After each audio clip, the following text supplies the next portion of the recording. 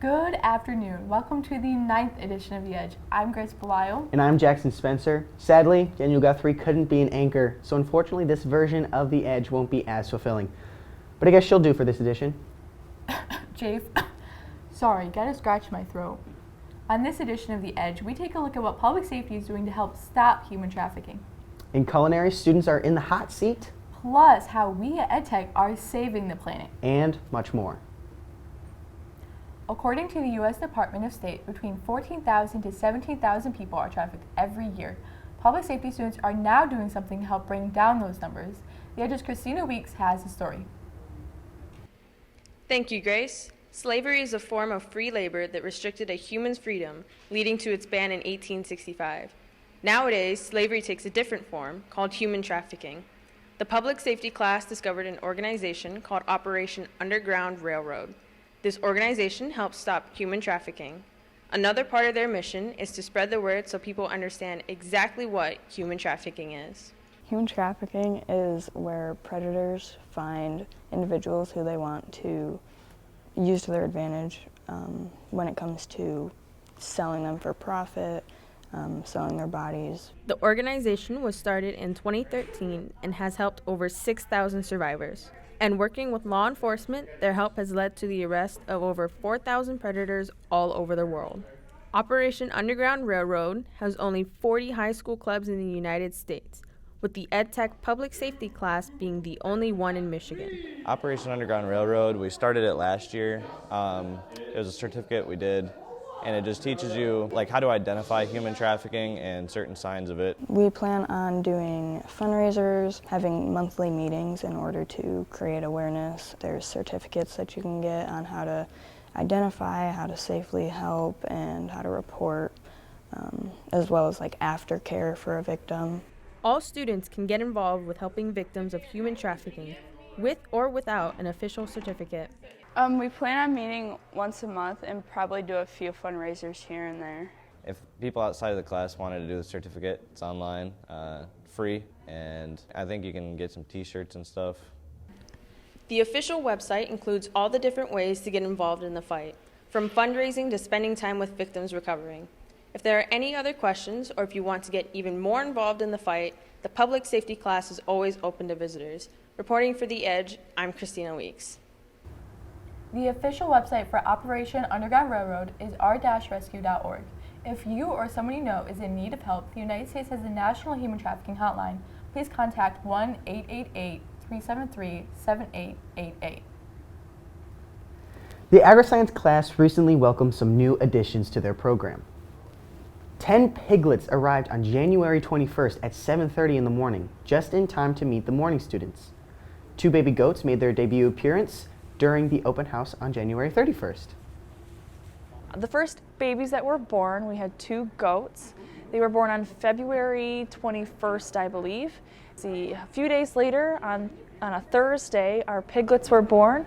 Our sow went into birth in the evening, so we had to come back. So it's a great experience to work with all the baby animals. They're so cute and they're fun to just watch and see them all jump around. These little ones aren't the only baby animals that students are anticipating.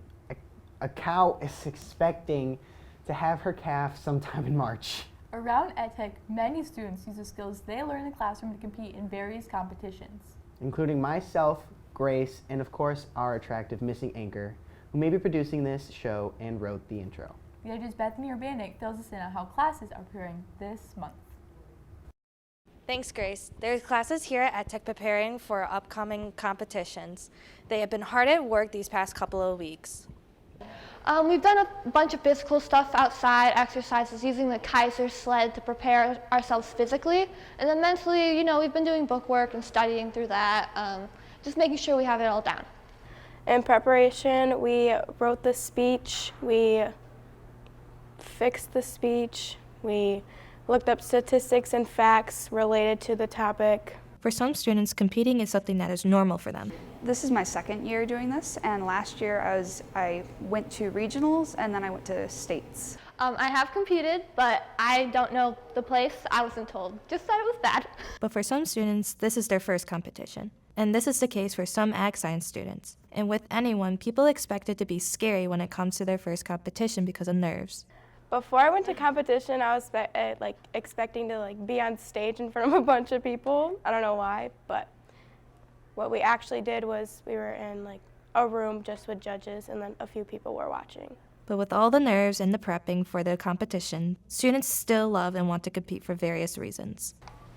I would like to. It's a good experience, to help control the nerves, just to get used to it. But I'm competing again this year to prove to myself that I can do better than last year, and to prove to my class that we can do this and that we are strong. I just really enjoy baking and pastry, and I think I'm probably going to be able to make it to states. So I don't know, I'm able to get scholarships through it, so it's just exciting. We wish these students the best of luck at their competitions. Reporting for The Edge, I'm Bethany Urbanik. As competitions come and go, we at The Edge will continue to fill you in on the results. We wish the best of luck to anyone and everyone participating in competitions. Students from Culinary competed in a classroom quick-fire competition. Culinary had 1 hour to complete a Hasselback potato. They had to make 2 for the judges, 1 for them to taste and 1 for presentation. The students don't have any time to prepare. They find out at the beginning of the competition what they must make. And it has to be done when time is up. After the time runs out, the students' dishes are judged. This is not the first time the class has done the quick-fire competition. The first quick fire, I did a baked potato, and then the second one was a salad, and then this last one was a Hasselback potato. It's basically a potato that's cut 3/4 of the way down, and yeah, that's what it's called, a Hasselback potato. Yeah, I think it turned out pretty good. It had a good flavor to it. I put cayenne pepper in mine to make it a little hot. Jayden Johnson from Venture was this quick-fire competition winner for both presentation and taste. Every day is 24 hours, and in that 24 hours, there's over 60 million water bottles are being wasted. In EdTech, there's 2 water fountains that you can refill up your water bottles with. There's a water fountain by the ITNet classroom and the other fountain by the Careers in Ed classroom. So far, both of the fountains saved around 2,750 bottles of water. We went around and asked students and staff if they like the water fountains and why. Oh yeah, because sometimes I just forget to bring water and I get dehydrated and I need some. I do. Especially because it's very gratifying to watch the number. You feel like not only are you staying hydrated, but you're doing a little bit to make the world a better place. I love looking at the number on the drinking fountains. Now we have 2 of them, so it's not fair because the other one is taken away from the one that's over here that's got the high number. So we have to add them up. I know the one that's over here is over 2,000.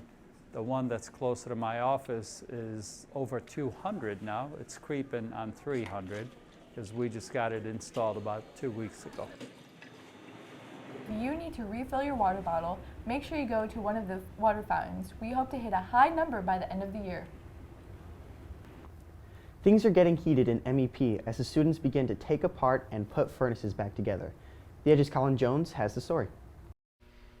Thanks, Jackson. Now that it's winter, students in MEP are working on their heating skills by taking apart furnaces. Right now we are in the process of disassembling all of them and putting them back together, and you have to check that it works before and after. Students seem to enjoy working on these furnaces. Personally, I do really like working on the furnaces. I'm pretty good at ripping them apart, still working on putting them back together. Oh, I love it. I just love working with my hands, love doing tech things, They're learning a lot from this experience. I learned how to actually take it apart and actually know how to work on it and maybe apply it to a house maybe later on in the future. I've learned that that there can be many things wrong with the furnace and you don't even know it until you actually look at it. I've definitely learned a lot more how furnaces worked, and I know the integral components of a furnace a lot better now. Hopefully, with the students' new knowledge, they can keep our building warm all winter. I'm Colin Jones, reporting for The Edge.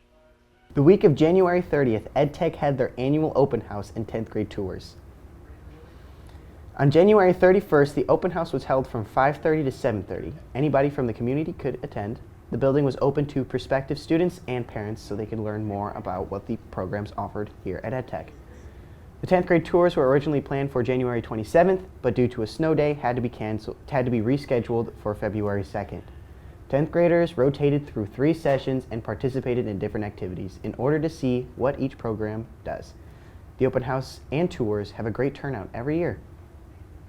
Last year for our open house, we had, I believe, around 500 people attend, or maybe even better, so we had a really good turnout. And it was nice. It was a variety from parents, grandparents, students that might enter next year. This year's events were another success, with many people from the community attending. 10th graders are currently enrolling in classes for next year. The auto body class recently got commissioned to do a paint job for the mechanics class.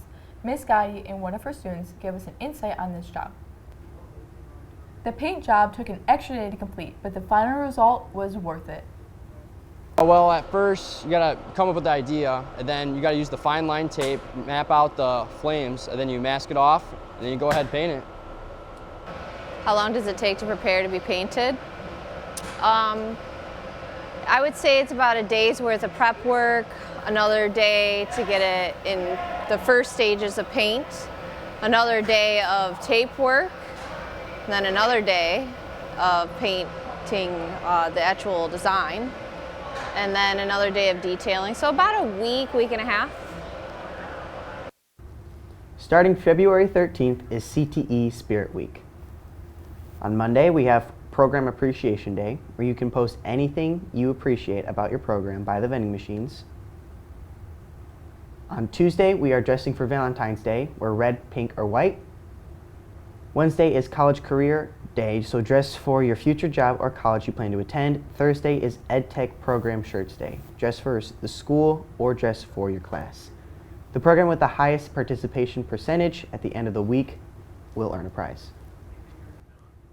Well, that's all for this edition of The Edge. Make sure to follow us on Facebook, Twitter, Instagram, Snapchat, and TikTok at The Edge LC. I'm Jackson Spencer. And I'm Grace Belisle, signing off.